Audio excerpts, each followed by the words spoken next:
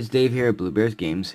This is the second video of the Commander budget decks. Again, they're not $20 budget decks, but it does fit into the theme of the budget deck series. I will be adding it to that as soon as I get a chance. Today is Ulrich, Werewolf Tribal Commander. Let's go ahead and take a look. So, our commander is Ulrich. Ulrich is a 5 to cast 4/4. Whenever this creature enters the battlefield or when he transforms into Ulrich himself, target creature gets +4/+4 until end of turn. And then at the beginning of each upkeep. Now remember, that's each upkeep. So in Commander, you're playing multiplayer, so each player you have to do this check. If no spells were cast this last turn, transform him into Ulrich, or transform him into Ulrich Uncontested Alpha, where when he transforms into Ulrich Uncontesting Alpha, you may have it fight target non-werewolf creature you don't control. So, he's a 6/6, he's pretty beefy, so when he does, he usually kills most things. At the beginning of each upkeep, again, you have to make a check. If 2 or more spells were cast last turn, you change them back. Welcome to the theme of the deck. The deck is werewolves, it's transform. So keep that in mind. There are some wolves, some werewolves. We'll go over all that. So that is your commander. Alright, so we start off with the first wolf. Is a 3 to cast, 3/3 that regenerates. It has flash for combat tricks too. So he's a nice utility creature. Just keep that in mind. He regenerates, and that's not a normal ability in Magic anymore. It used to be very heavy in the game, but they took it out. So you have an advantage of when board wipes get done. As long as he's not exiled, you can regenerate him. Alright, Villagers of Estwald, 3 to cast, 2/3, that also flips. He starts off as a 2/3, and then when you transform him, he becomes a 4/6. So most of these get really big.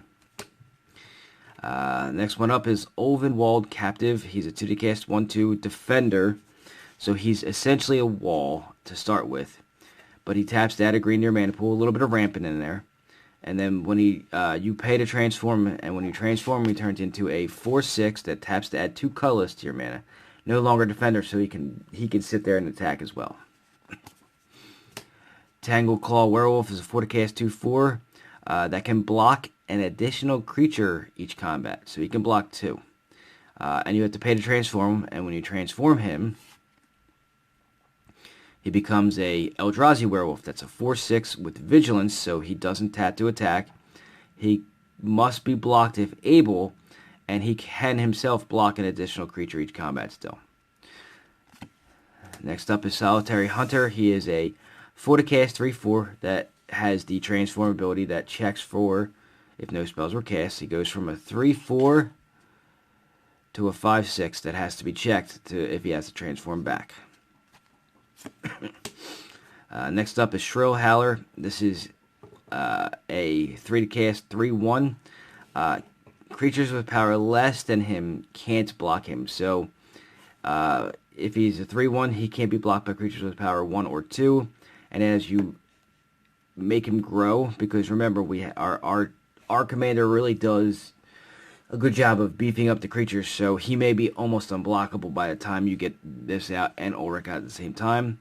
And you have to pay to transform him, and he goes from a 3/1 to a 3/5 that, again, creatures with power less than him can't block it. And then, however, he also has, whenever he deals combat damage to a player, you can put a 3/2 colorless Eldrazi horror creature token on the battlefield. Now, he doesn't create a werewolf. Keep that in mind when you're using him. They don't get any of the buffs that the rest of your werewolves get. Alright, next up is Scorned Villager, 2 to cast 1/1. He has a little bit of ramp to him by adding a green to your mana pool. And he has the transform check of if no spells were cast, so he transforms into Moonscarred Werewolf, a Vigilance 2/2 that taps to add 2 green, and then you have to check to see if 2 spells were cast. So remember, with all that going on, the game has different styles of play. Some people play a lot of spells, really cheap. Some people sit back and wait defensively. your commander and all your werewolves are going to start flipping over and over and over again. They're going to keep flipping back and forth, so keep that in mind. Next up is a non-werewolf. It's a wolf. It's the Rot Wolf that has Infect. It's a 3 to cast 2/2. When a creature dealt damage by Rot Wolf this turn is put into a graveyard, you may draw a card. Green's weakness, drawing cards. He's in there for that. He also fits the theme because he's a wolf. Next up is Lamb Holt Pacifist. It's 2 to cast 3/3.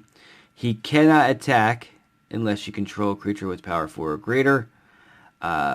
That should be pretty simple to do in this deck. However, when you transform him, he turns into something a little bit better. A 4/4 that doesn't have that can attack and can block no matter what. So keep that in mind.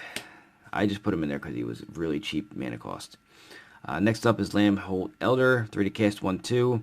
He has the transform check of, if no spells were cast, and he transforms into a 4/5 that whenever he deals combat damage to a player, you draw a card.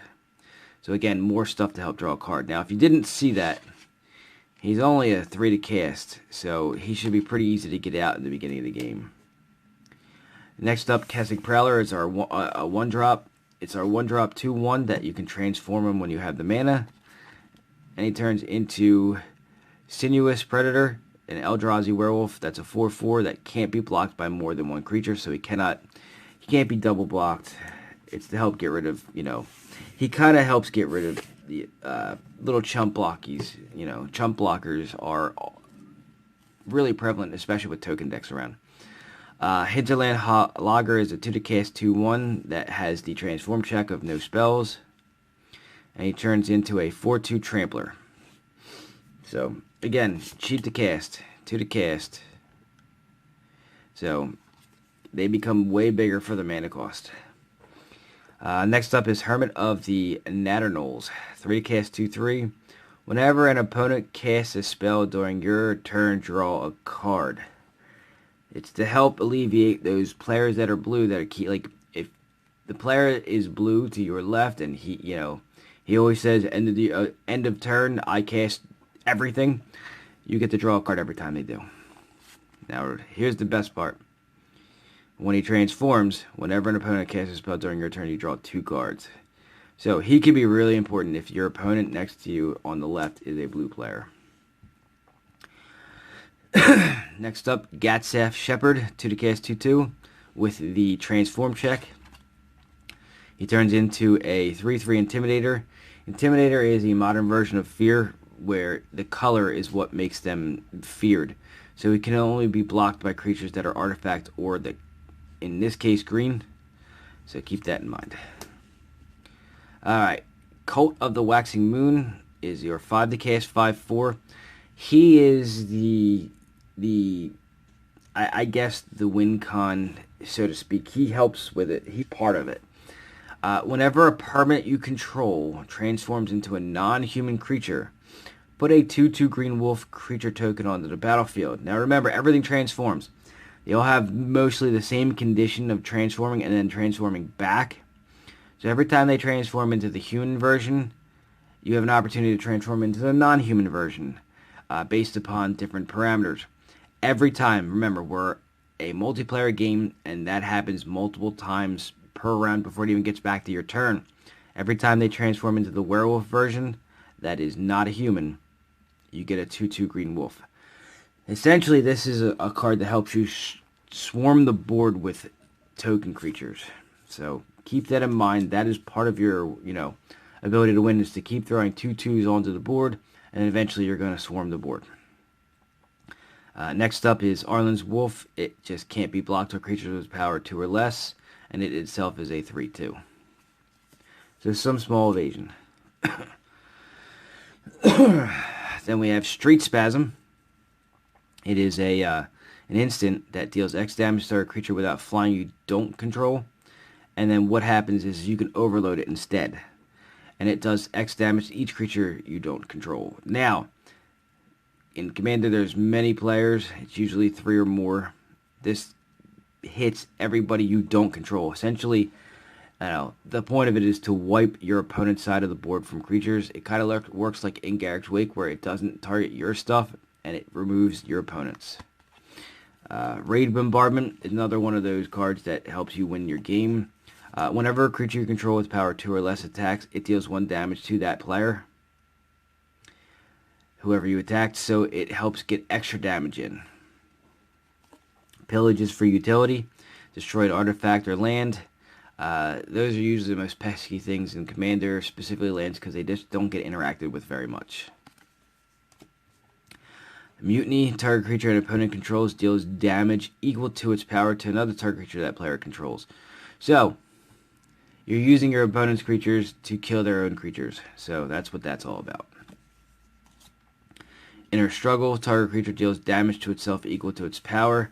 So, kind of like Mutiny, only instead of it dealing it to another one of its own creatures, it deals it to itself. So, it gets rid of those, 10/10s by having it deal 10 damage to itself.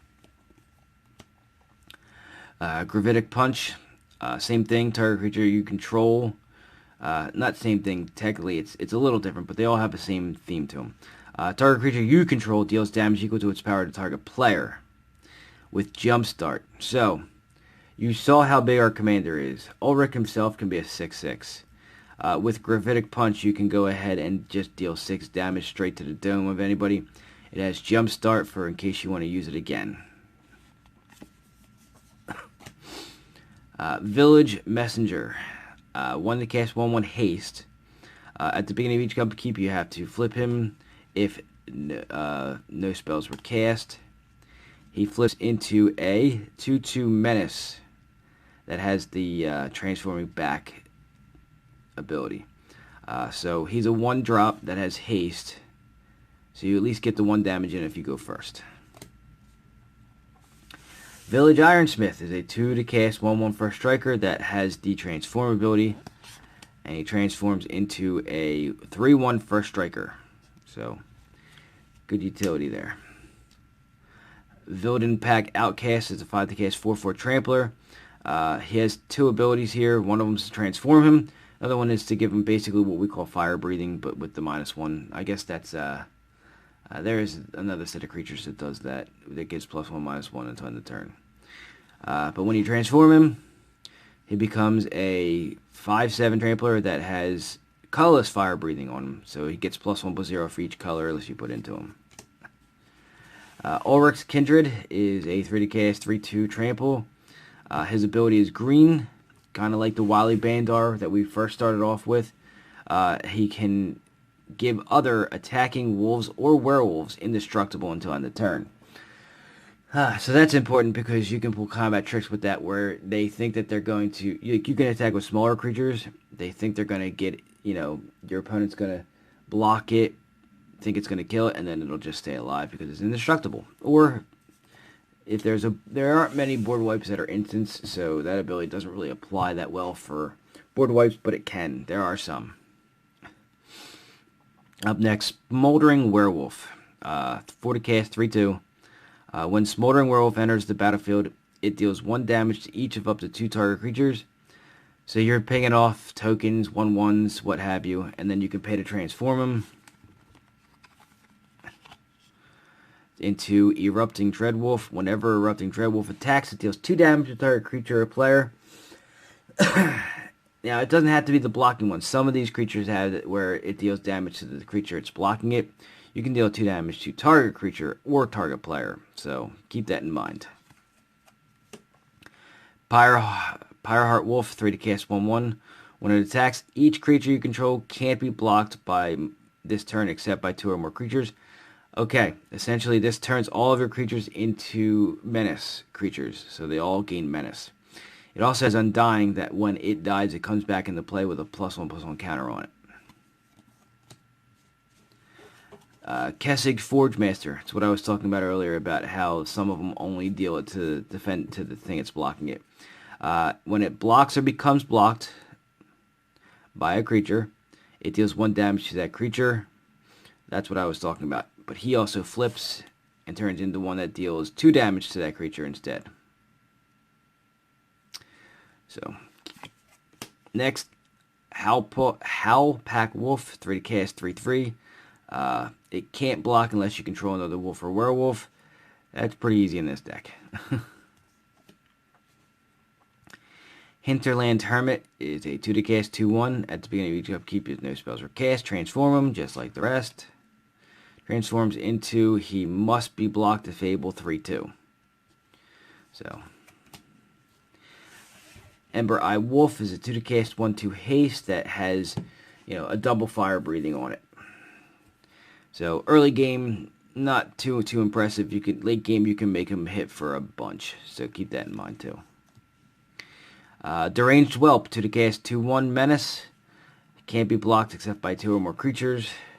It's for evasion because not everybody plays creatures in Commander. So, Convicted Killer, 3 to cast, 2/2 with the transform ability. He turns into a 4/4. Conduit of Storms is a 3 to cast, 2/2 that you have to transform by paying for it. There is no conditions there. Whenever he attacks, you can add red to your mana pool at the beginning of your next main phase. So, you attack with him, your next main phase comes across, you have an extra red to play with, but when he transforms, he actually gives you more. Whenever he attacks, when he transformed, you add 2 colorless mana to your mana pool at the beginning of your next main phase. So, he helps you cast your stuff for, not for cheaper, but he gives you free mana. There's nothing wrong with free mana in this game. Alright, Breakneck Rider is a 3 to cast, 3/3 with the transform ability. Oop. When it transforms, it goes from a 3/3 to a 4/3 that attacking creatures you control get +1/+0 and have trample. So keep that in mind. Afflicted Deserter is a 4 to cast, 3/2 with the transform ability, and he transforms into a 5/4 that whenever this creature transforms into a werewolf, so he turned into a werewolf when you flip him, you may destroy target artifact. If that artifact is put into a graveyard this way, he deals 3 damage to that artifact's controller. It's good for most of Commander decks. They all have something like Mana Rocks, something like a Golos. I know there's a lot of stuff out there that when he transforms, you can go ahead and destroy and deal damage. So it's pretty good to have. All right. Next is Mask of Avacyn. This is, again, I explained this in the last one. I always put these in Commander decks because they give your Commander hexproof. The +1/+2, that's just a bonus. Howl Pack Resurgence, 3 to cast enchantment that has flash, so it can be cast as an instant. Each creature you control that's either a wolf or a werewolf gets +1/+1 in trample. This is an anthem for you. It gives almost all your creatures, if not all your creatures, are wolves or werewolves, so they all get +1/+1 and trample. So that's your anthem. Emerald Wolf, it is a 3 to cast, 2/2 intimidate that gives all other wolves and werewolves +1/+1, and non-human werewolves you control can't transform, meaning that they can't transform back into the human form, which is the weaker version. So they stay as werewolves the entire time. Rhythm of the Wild. Creature spells you control can't be countered. It's not all that prevalent in Commander for a control deck to counter creatures, but there are some, so they can't be countered with him. And then non-token creatures you control have Riot. Riot says that they enter the battlefield with either your choice of a +1/+1 counter or haste. So you can make them faster or you can make them bigger. This is a really good card for this deck. And any green-red deck that's aggro, it's really good for. This is where our creature removal comes in. Rabid Bite. Target creature you control deals damage equal to its power to target creature you don't control. So I think I got a couple of effects like that. The fight mechanic, so to speak. This is a pseudo fight mechanic where it just lets you deal their damage instead of them having it deal it back. Rampant Growth. We always, when we're playing green, want to use as much ramp as possible to get your lands into play. This one does it for 2.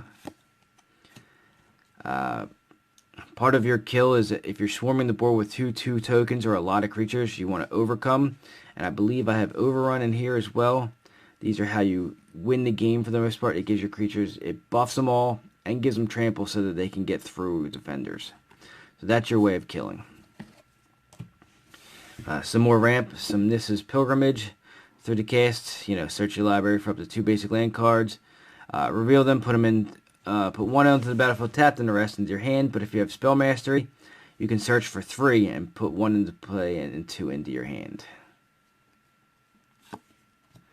Grow from the Ashes, more ramp, it searches for a basic land card, put it on the battlefield, then shuffle your library. If it was kicked, you can search for 2 and put them onto the battlefield. So late game, that puts 2 into play. Kadama's Reach, search your library for up to 2 basic land cards, reveal them, put 1 onto the battlefield tapped and the other into your hand. Again, more ramp. I got a lot of that in here because it needs it. Gaia's Bounty searches for 2 forests. Keep that in mind when you play this. It's not basic lands, it's 2 forests, and you put them into play. Oh, I'm sorry. Reveal them, put them. This one is put them into your hand. So that helps put cards in your hand. Bramble Crush is for utility. It helps get rid of a non-creature permanent. That's anything on the board that just is not a creature. That includes land, people. Remember that. Howl of the Night Pack. Put a 2/2 green wolf creature token on the battlefield for each land you control. There was a method to the madness of all the ramp. It's so that when you cast this card, you can get a whole bunch of 2/2s that are wolves that also can be buffed by your other ones. It's just, synergy. Every card has a purpose. Alright, Full Moon's Rise. It's kind of an anthem. It's only half an anthem, but it has a small bonus. It's werewolves. Creatures you control get +1/+0 and have trample. But you can also sacrifice it to regenerate all werewolf creatures you control. Moonlight Hunt. Choose target creature you don't control. Each creature you control that's either a wolf or a werewolf deals damage equal to its power to that creature. So, if it's a really big creature and you have a lot of little small ones, they all gang up and they all kill it. Dogpile on the rabbit.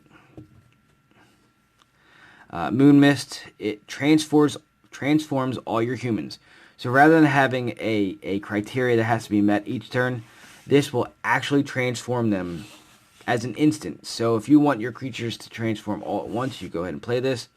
And then you can prevent all combat damage that would be dealt this turn by creatures other than wolves or werewolves. So it's a fog, but it's a fog for everybody but you. So your guys, not only do they get bigger, but they still are the only things on the board that can deal their damage. Alright, we're into the rares. First one up is Guardian Project. Whenever a non-token creature enters the battlefield under your control, if it doesn't have the same name as another creature you control or a creature card in your graveyard, you draw a card. We're in Commander. Nothing has the same name. We have a lot of creatures coming into play, so you're going to get quite a few cards off this if you can get it out early enough. Primitive Etchings. Reveal the first card you draw each turn. Whenever you reveal a creature card this way, draw a card. Again, I'm trying to fix the situation where you don't get to draw a lot of cards. So between the ramp of getting lands into play or out of your deck and into your hand, I've also included this with the Guardian Project so that you can start drawing cards that you need. Another one of those is Rowan. Whenever you whenever you draw a card, you reveal it the first time. Whenever you reveal a basic land, you draw a card. So again, another conditional way to draw a card, but at least if you have the Rowan out and you have the Primitive Etchings out, so most of your cards are creatures and land, you're going to most likely get one of them to hit. So Crone Outlaw is a 3D cast 2/2 first striker that transforms, and when he transformed into a 3/3 double striker, where each werewolf you control can't be blocked except by 2 or more creatures, so they all gain menace. So Instigator Gang, attacking creatures you control get +1/+0, and he transforms. When he transforms into the Wild Blood Pack, which is a trampling 5/5 that attacking creatures you control get +3/+0. So that's a lot of attack power if you are swarming the board, especially if you were able to create a bunch of tokens off of other stuff. So he's pretty good for that. Wolfir Silverheart is a 5 to cast 4/4 with Soul Bond. Soul Bond is when you can pair this creature with another creature. They remain paired as long as you control both of them, and as long as Wolfir Silverheart is paired with another creature, each of those creatures gets +4/+4. So you kind of want to pair him up with your commander so that they're both really big. Feed the pack. At the beginning of your end step, you may sacrifice a non-token creature. If you do, put X 2/2 green wolf creature tokens onto the battlefield, where X is the sacrifice creature's power. Kind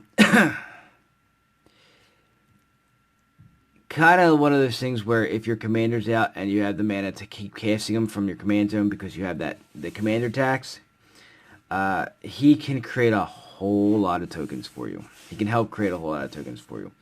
On the other side, if you have a creature that has been, say, pacifismed, or something has been done to him where he just is useless, you can sacrifice him to put 2/2s out that are useful.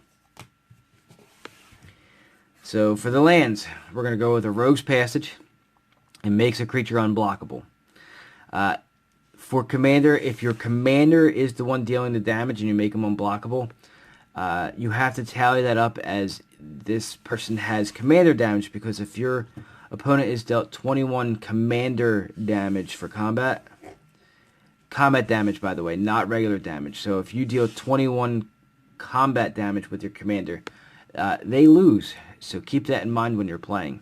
Rogue's Passage is to help get commander damage through, but it can help get anything through. Blighted Woodland is to help get more land out of your deck and onto the battlefield.